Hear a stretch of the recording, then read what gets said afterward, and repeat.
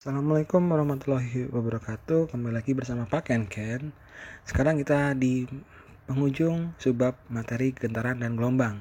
Nah, sekarang kita akan belajar tentang bunyi. Ketika kita berbicara tentang bunyi, apa aja sih pertanyaan-pertanyaan yang sering muncul, yang sering ditanyakan ketika kita belajar bab ini? Yang pertama, sebutkan benda yang menghasilkan bunyi. Pasti udah tahu ya. Kemudian yang kedua, telinga adalah indera pendengaran yang sangat penting. Benar ya? Kemudian, apa itu bunyi? Yang selanjutnya mungkin bagaimana proses terjadinya bunyi. Jadi suara papa sampai ke telinga kalian itu gimana prosesnya? Yang pertama, bunyi adalah gelombang longitudinal yang berasal dari sumber bunyi, lalu merambat berupa rapatan renggangan melalui suatu medium sehingga dapat didengar oleh pendengar. Bunyi itu tidak bisa merambat pada ruang hampa. Prosesnya gimana? Kenapa suara papa misalkan nih bisa didengar oleh kalian? Prosesnya gimana? Ada sumbernya, ada suara papa. Kemudian ada mediumnya. Medium itu apa? Perantaranya. Siapa? Udara. Nah, dari udara itu merambatkan bunyi sampai kemana? Sampai ke telinga kalian. Jadi syaratnya kenapa bisa terjadi bunyi? Yang pertama ada sumber, kemudian ada medium, kemudian ada pendengar. Kalau misalkan nih ada pertanyaan, bisa nggak kalian ngobrol di luar angkasa? Bisa nggak? Iya, tidak bisa karena luar angkasa itu hampa udara, jadi tidak ada perantaranya. Ibaratnya surat nggak bakal sampai ke penerima kalau nggak ada pak posnya, kayak gitu ya. Ya, selanjutnya kita belajar tentang frekuensi bunyi. Kita tahu bahwa bunyi memiliki frekuensi yang bermacam-macam. Nah, bunyi ketika berbisik, berbicara biasa, teriak, itu apa yang membedakan? Kemudian, apakah semua bunyi dapat kita dengar? Kemudian, pendengar manusia itu pasti terbatas, ya enggak? Jadi tidak semua gelombang bunyi itu dapat didengar oleh telinga manusia. Lalu, bagaimana dengan gelombang bunyi yang tidak bisa didengar manusia? Ini bahasanya agak menarik. Jadi tidak semua bunyi itu bisa didengar oleh manusia gitu. Kenapa bisa gitu? Nanti kita jelaskan. Nah, kenapa tidak semua bunyi bisa didengar manusia? Alasannya kenapa? 1. Indera pendengar manusia hanya dapat mendengar bunyi yang memiliki rentang frekuensi 20 sampai 20.000 Hz. Ini disebut frekuensi audiosonik. Frekuensi di bawah 20 Hz disebut frekuensi infrasonik. Siapa yang mendengar? Jangkrik, anjing, gajah, dan paus. Jadi hewan itu bisa mendengar bunyi infrasonik. Kemudian frekuensi di atas 20.000 Hz disebut frekuensi ultrasonik. Siapa yang bisa dengar?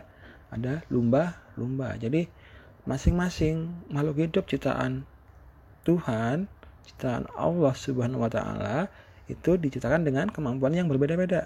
Manusia tidak bisa mendengar bunyi yang sangat rendah atau bunyi sangat tinggi. Tapi ada beberapa makhluk hidup yang bisa mendengar yang di bawah 20 dan di atas 20 ribu. Itu. Nah, ketika kita berbicara frekuensi, kita akan melihat tinggi rendahnya bunyi atau suara yang kita keluarkan. Frekuensi besar bunyinya bakal tinggi. Frekuensi kecil bunyinya bakal rendah. Ini berkaitan dengan yang namanya nanti kita belajar tentang nada. Apa itu nada? Ya, nada. Nada adalah bunyi yang beraturan yang jumlah getaran tiap detiknya selalu sama dan tetap. Nada dihasilkan oleh beberapa alat musik. Coba sebutkan. Udah tahu ya, ada gitar, ada apa lagi? Suling, piano, dan lain sebagainya. Bunyi yang tidak beraturan, yang jumlah getaran tiap detiknya tidak sama dan tidak tetap disebut desah atau derau. Jadi ada yang beraturan namanya nada, yang tidak beraturan namanya desah atau derau. Seperti itu. Paham ya? Nah, tadi kita udah belajar nada. Nada itu punya kumpulannya nih. Kumpulan nada-nada yang memiliki perbandingan frekuensi tertentu disebut tangga nada. Nah, kita udah tahu nih tangga nada ada apa aja. Ada dari misalkan dari do, re, mi, fa, sol, la, si, do gitu kan. Dari frekuensi paling rendah do sampai do lagi. Do, re, mi, fa, sol, la, si, do. Ya. Paham ya? Jadi frekuensi dari terendah dari C sampai ke C lagi gitu. Kemudian perbandingan frekuensi tersebut kita sebutnya interval. Mungkin yang udah sering main musik udah paham ya tentang nada. Nah, tadi kita udah belajar nada, udah belajar frekuensi. Sekarang kita belajar resonansi. Apa itu resonansi? Peristiwa ikut bergetarnya suatu benda karena pengaruh getaran benda lain. Resonansi biasanya bersifat memperkeras bunyi asli. Nah, kemudian prinsip resonansi biasanya dimanfaatkan untuk membuat alat-alat musik. Ini contohnya alat musik yang ada ya. Tapi hampir semua alat musik menggunakan prinsip resonansi. Karena dalam alunan musik itu harus saling mempengaruhi. Jadi ketika satu bergetar, yang lain harus bergetar. Makanya musik itu menghasilkan alunan nada yang sangat indah karena yang jelas tertata, ya kan? Tadi kan udah belajar nada gitu. Nah, kemudian apa sih syarat yang terjadinya resonansi? Ya, syarat terjadinya resonansi bunyi yang pertama, benda yang ikut bergetar mempunyai frekuensi yang sama dengan sumber getar. Digarisbawahi, benda yang ikut bergetar mempunyai frekuensi yang sama. Paham ya? Kemudian yang kedua, benda yang ikut bergetar memiliki selaput yang tipis biasanya. Oke, selanjutnya kita akan belajar tentang pemantulan bunyi. Ini ada gambar anak lagi teriak-teriak tuh. Kemudian ada kapal lagi ngukur kedalaman laut, ada kelelawar, kemudian ada lumba-lumba, dan ada kapal selam. Apa itu pemantulan bunyi? Oke, kita sekarang akan jelaskan. Pemantulan bunyi. Apa itu pemantulan bunyi? Berarti bunyi yang memantul. Syaratnya apa? Nih syaratnya, kalau kita lihat gambar itu ada anak yang sedang berteriak halo. Nah, berarti dia sebagai sumbernya. Itu di dalam sebuah goa, ya kan? Halo, masuk ke goa tuh halonya. Nah, halo ada udara, ada perambatannya, ada mediumnya. Lah, nabrak ke dinding goa yang paling dalam. Nah, ketika nabrak berarti ada bidang pantulnya. Dia akan memantulkan bunyi halo dari anak yang tadi di luar goa. Makanya halonya sekarang kita lihat gambar yang bawah, halonya keluar ke luar goa dan didengar lagi oleh si anak tadi. Jadi halonya 2 kali. Halo, halo, halo gitu. Nah, sekarang kita akan jelaskan yang tadi nih. Jika gelombang bunyi membentur suatu penghalang, sebagian akan diserap, sedangkan sebagian lainnya akan dipantulkan. Ada bunyi yang diserap, berarti makanya kalau kita dengar di dalam goa misalkan nih, kita ngomong halo, halonya semakin lama makin kecil. Kenapa? Karena ada bunyi yang diserap, tapi ada juga yang dipantulkan. Jadi makin lama makin hilang. Ada hukum pemantulan bunyi nih, menyatakan apa? 1. Bunyi datang, bunyi pantul, dan garis normal terletak pada satu bidang datar. Yang kedua, sudut datang sama dengan sudut pantulnya. Nah, perlu kalian tahu, biasanya pemantulan bunyi itu dimanfaatkan buat apa? Buat ngukur kedalaman laut, goa, atau lembah. Gak mungkin manusia ngukur kedalaman laut harus nyemplung, harus berenang ke dasar, gak mungkin. Tapi ada tekniknya, yaitu dengan pemantulan bunyi. Nah, makanya ada rumusnya nih. Rumusnya S sama dengan V kali T, di mana S itu jarak tempuh bunyi, V-nya kecepatan bunyinya, T-nya itu waktunya.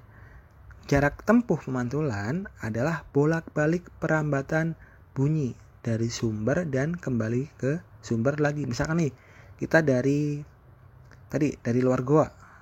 Dari luar goa ke bagian terdalam goa 2 km. Berarti jaraknya berapa? Jaraknya berarti 2 km ke dalam sama 2 km ke luar. Jadinya 4 km. Jadi kedalaman suatu tempat yang sesungguhnya adalah setengah dari jarak tempuh keseluruhan. Makanya rumusnya sebenarnya rumus kedalaman goa, kedalaman laut itu rumusnya D sama dengan V kali T dibagi 2. Itu ya, paham? Nah, ada yang menarik lagi nih. Ada gaung, ada gema. Apa itu gaung? Apa itu gema? Gaung adalah bunyi pantul yang terdengar tidak jelas. Gaung biasanya terdengar bersamaan dengan bunyi asli.